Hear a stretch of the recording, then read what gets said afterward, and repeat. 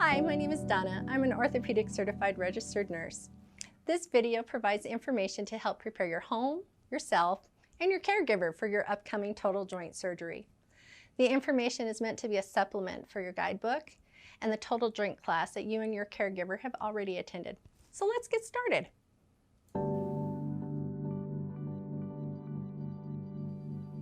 Pre-surgery visit should happen 2 to 4 weeks prior to your date of surgery and is a time for you and your caregiver to sit down with your surgeon or physician assistant and discuss the details regarding your surgery.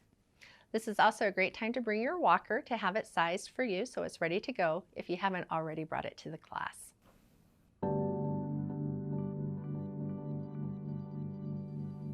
In your book, you'll find a complete pre-surgery checklist. There's a lot of items on this list, so it's important to go ahead and get started now. At the top of the list, you'll see that you'll need a dental checkup prior to your surgery. We want that at least 2 weeks prior to your surgery, or if you have to wait, 3 months afterwards. But it is very important that you go into total joint surgery with good oral health. We also want you to get your physical therapy appointments scheduled. You can call the physical therapy office and they can assist you in knowing when to start and how often you're going to need to come according to your surgeon's suggestions. Go ahead and do your exercises. You'll find some in the book that will help you maintain your range of motion and mobility prior to surgery. Now, this isn't a time that we want you to do your exercises to the point that you're hurting or causing more inflammation. We know that that knee or that hip are very sore right now. That's why you're having this surgery. We just want to help you maintain what you already have. It's important that your doctor and your nurse know what types of medications, vitamins and supplements and over-the-counter medicines you might be taking. So go ahead and start making a list of everything that you take so that you can discuss this with your surgeon or with your nurse.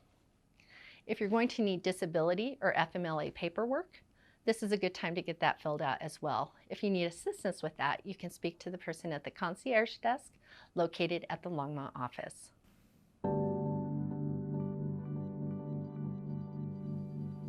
In your book, you'll find a complete home preparedness checklist. I'm just going to hit a couple of the highlights on there. You want to make sure that your home is safe and ready for your return from surgery. Remove any tripping hazards. That would be like rugs that are laying around. You don't want to trip over those with your walker. You also want to think about your pets. How are they going to handle you coming home from surgery? Are they able to just be in a room while you come in and get situated? Or do they need to stay with a friend for a few days? You want to clear pathways in your home so that you can negotiate your hallways into your bathroom, your bedroom, and over to the table for meals with your walker. Now is the time to move things out of those hallways so that you have enough room. When you're in the bathroom, go ahead and try out whether you're able to sit down on your toilet and get up using only one leg. It's not that you won't be able to use your knee or your hip after surgery, but they do get sore and sometimes they get tired by the end of the day and you might need some assistance getting up. So now's the time to figure out, do I need to put in a grab bar? Do I need to put in a toilet riser? What's going to make it easiest for me to recover at home? You've probably been given a prescription by your surgeon or your physician assistant. Go ahead and fill those so that they're ready to go for surgery. And while you're there, pick up 81 milligram aspirin. It's also called baby aspirin or heart healthy aspirin. You'll want a stool softener or a laxative because the pain medications can be very constipating. You'll also want to pick up some Tylenol. 500 milligram tablets work well. Okay, what else do you need to have in your home prior to surgery? Well, food, that's an important one. You want to have nutritious meals and snacks available for you at home. Think of those things that you're willing to eat at 3 in the morning or 3 in the afternoon, because we're going to ask you to have some type of small meal or snack every time before you have any medications. Go ahead and prepare those so that they're ready to go and easy for you to consume.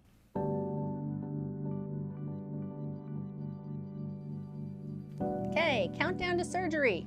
You've got your home ready, you've got your caregiver set up, you have 5 days to go prior to surgery. What should you be doing? Well, what we do not want you to do is we don't want you to shave that leg for at least 5 days prior to surgery. Don't shave anywhere around that operative site for 5 days prior to your surgery. We also want you to stop any vitamins, herbal supplements, or anti-inflammatory medications that you might be taking. Ensure that you've completed your home checklist and that you have your adaptive equipment ready to go.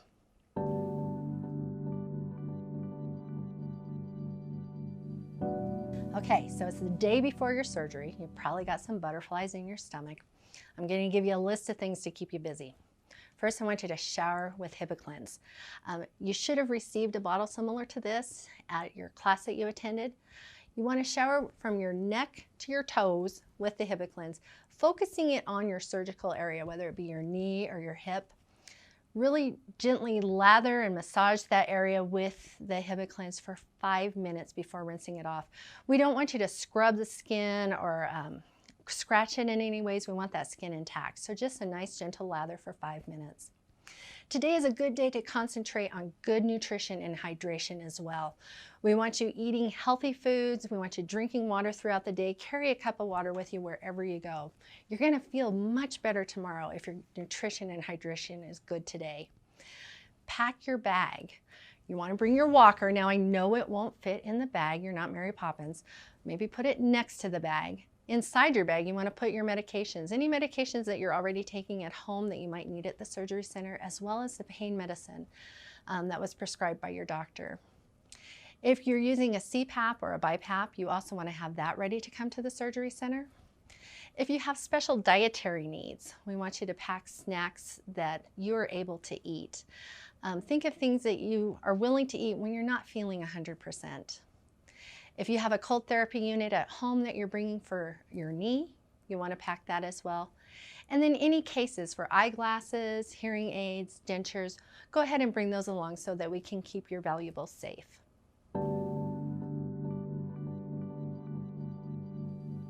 So you've made it through the day before surgery and you're working into those evening hours. You can go ahead and eat all the way up until midnight. In fact, it's not a bad idea to have a snack really late in the evening. But once midnight comes, do not place anything in your mouth except for water or Gatorade. And you can continue to drink those until 4 hours before your arrival time.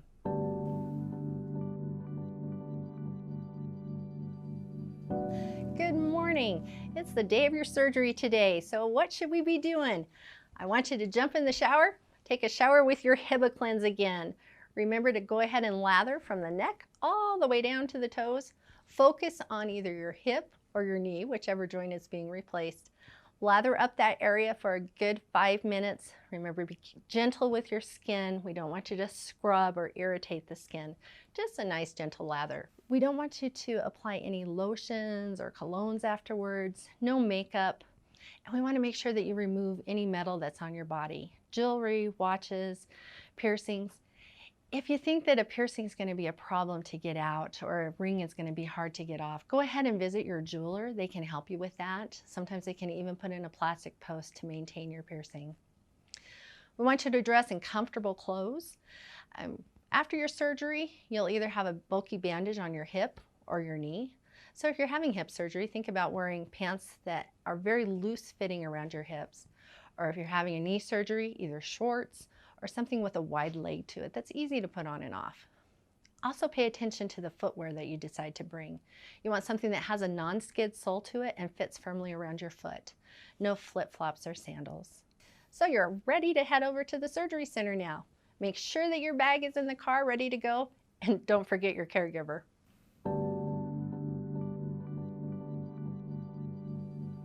Okay, so you've arrived at the surgery center. Go ahead and enter through the front doors and turn to your right. You'll see the surgery center right there. Check in at the desk. They'll let the preoperative nurse know that you're ready. While you're in the preoperative area, you're going to meet with your surgeon again. You'll meet your anesthesiologist and your operating room team. Feel free to ask them any questions that you may have. Once your questions are completely answered, you'll be ready to go back into the operating room. During this time, they'll ask your family member to wait for you in the waiting room. Surgery usually takes anywhere between 1.5 hours and 2 hours.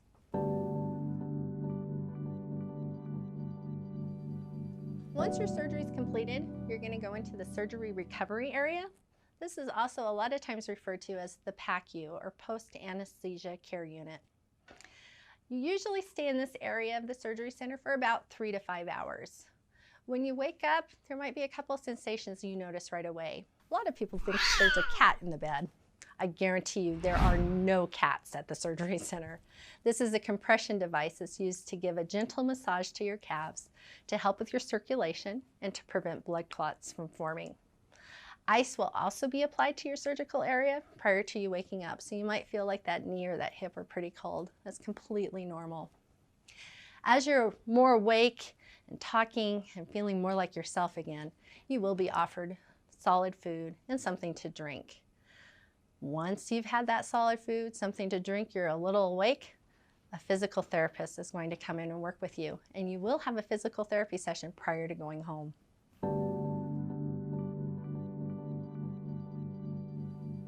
You are ready to go home when your vital signs are stable, your blood pressure is back to normal, your heart rate is stable, your pain is controlled, you've had your first session of physical therapy completed, and you've urinated.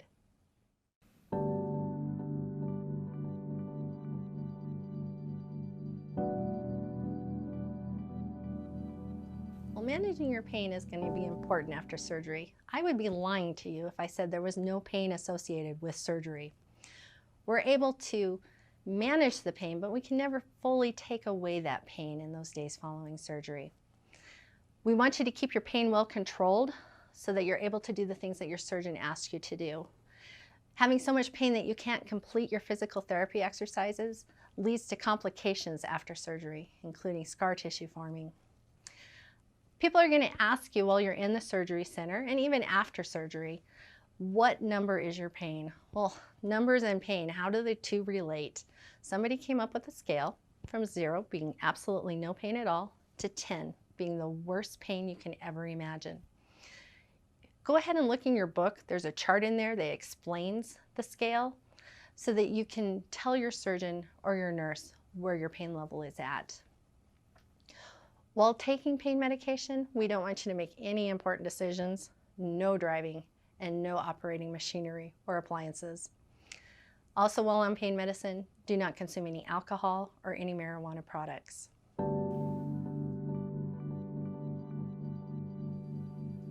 After surgery, a nurse is going to sit down with your caregiver and go through a specialized list of instructions.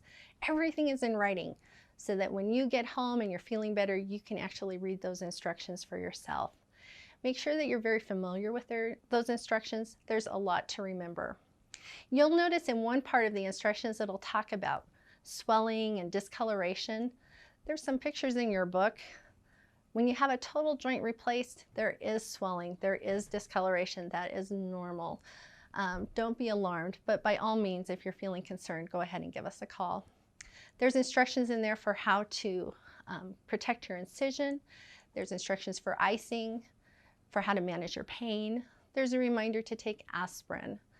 There's also instructions regarding your diet, constipation, and diarrhea. Go ahead and read through all of those.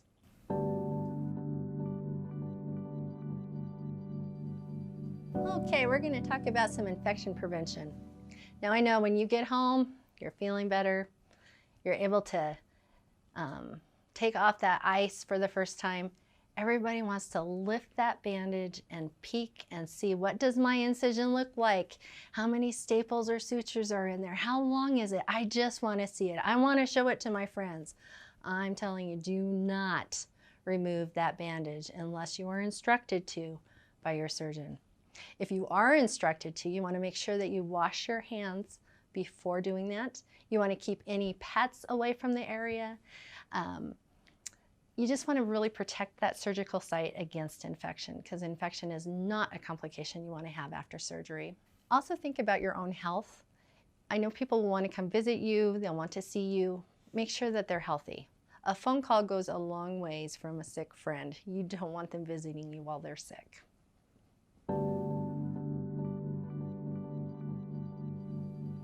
Okay, so what are some of the common complaints that we hear after total joint surgery? Well, swelling is a big one. You are going to have some swelling after surgery. It's something that we expect, but if it's to a point that it's concerning to you, go ahead and give the office a call and they can talk to you about it. Nausea. A lot of people feel nauseous after surgery. We do our best to try to treat that. There's different medications that we can give you. But one of the things that you can do to protect yourself from nausea is make sure that you're eating prior to taking any medications. Get up and get moving, and make sure that you keep constipation away, because anytime you're feeling constipated, you're also going to start to feel nauseous. We've spoken a lot about constipation, and there is some books There is some material in your book that covers that as well. But like I said, that's probably our #1 complaint. Loss of appetite. That can also happen after surgery, and that's okay. If you have to only eat small meals here and there with your pills, go ahead and do that. Emotional ups and downs. Well, we also hear a lot about that, especially around day 5 to day 7. You know, the first, second, third day, people are rock stars. You feel like you could take on the world. The pain isn't that bad. You're moving around. Your knee or your hip is moving great, and you feel like you could do anything. And then on day 5, you're saying, I don't know why I did this. I don't want to get out of bed. I don't want to do my exercises. I don't feel good. I feel sick. That's normal. It's normal to have up days and down days throughout your recovery.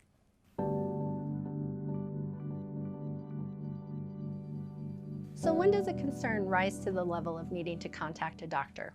Well, it's important to remember that we do have a doctor on call 24/7. So if you're experiencing chills or fever greater than 101.5, go ahead and call your surgeon. If you have new numbness or weakness, or you have vomiting or worsening abdominal pain, give them a call. If you have redness or swelling in your calf, especially red streaks or extreme swelling, give the surgeon a call. And if your dressing becomes saturated, give the surgeon a call. Please call your surgeon prior to going to the emergency room. Now, if you're having chest pain or shortness of breath, by all means, call 911 and go to the nearest emergency facility.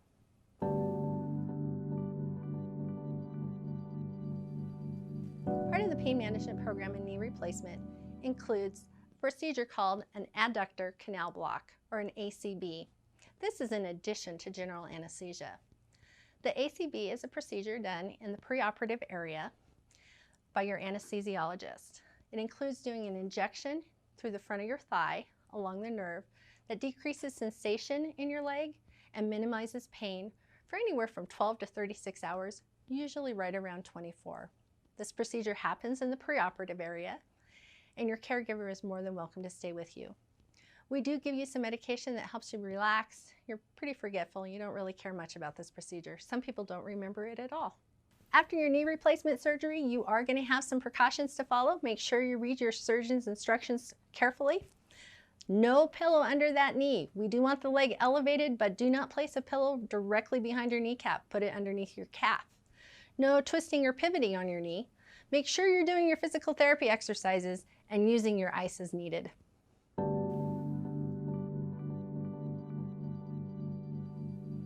Hi, I'm Jason, DPT of Physical Therapy, and I'm here to talk to you about what's going to happen after your total joint surgery.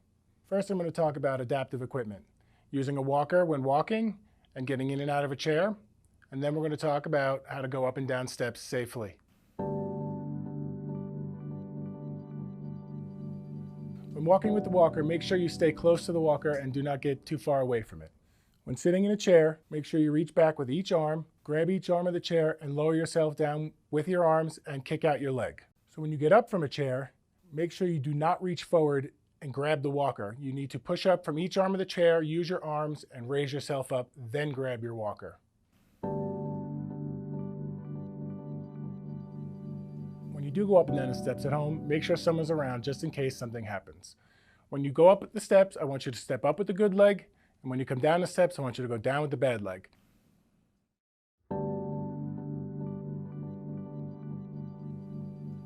After your surgery, a PT will be called to help you get out of bed. Once you're out of bed, you will walk with a walker to the restroom.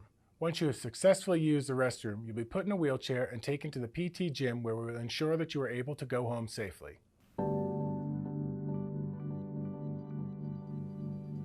On the day of surgery, for both knee and hip patients, you should do 10 ankle pumps every 30 to 60 minutes while awake. Be sure to focus on resting and recovery.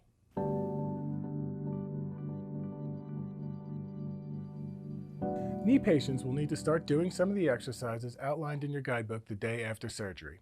For the first couple of days, walk with your walker inside and start your range of motion exercises, specifically the supine heel slide and heel prop. You will have a second PT appointment within a couple of days of surgery where we will personalize your rehabilitation exercises.